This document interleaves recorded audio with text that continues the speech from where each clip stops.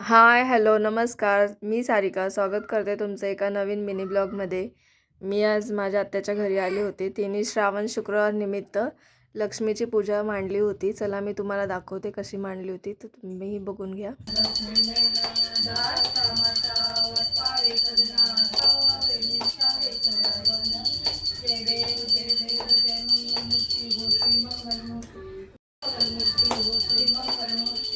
कुठे आलायस तू? कुठे आलाय तू? आजी काय बनवणार आहे आज खायला? दाल बाटी. हा चल.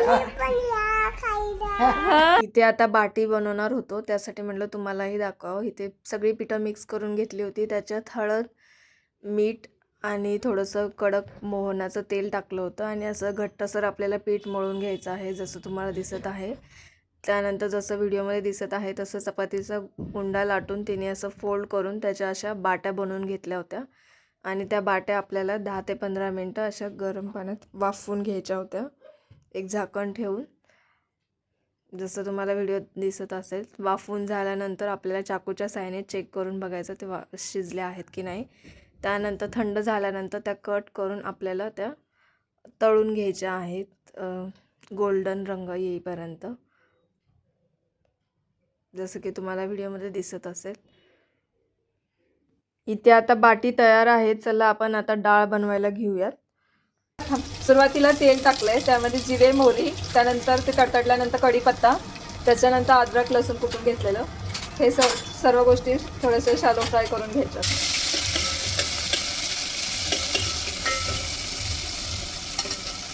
आता बारीक चिरलेला कांदा टाकलाय त्यामध्ये. आपण चांगला गोल्डन रंग येईपर्यंत परतून घ्यायचा आहे. थोडीशी हळद टाकली आहे,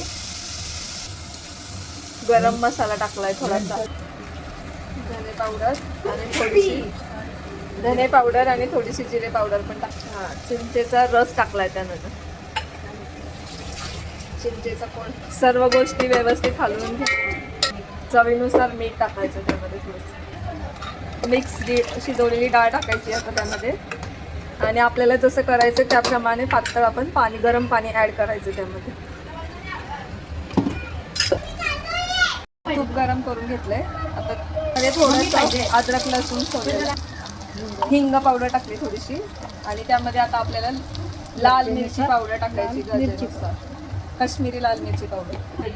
त्याचा तडका द्यायचा आता आपल्याला. इथे आपली डाळ देखील तयार आहे आणि बाटी देखील. म्हटलं जरा आता मी तुम्हाला दाखवते आणि आम्ही देखील खायला बसतो. तुम्ही या खायला. व्हिडिओ आवडला असेल तर लाईक, शेअर, सबस्क्राईब करायला विसरू नका. धन्यवाद.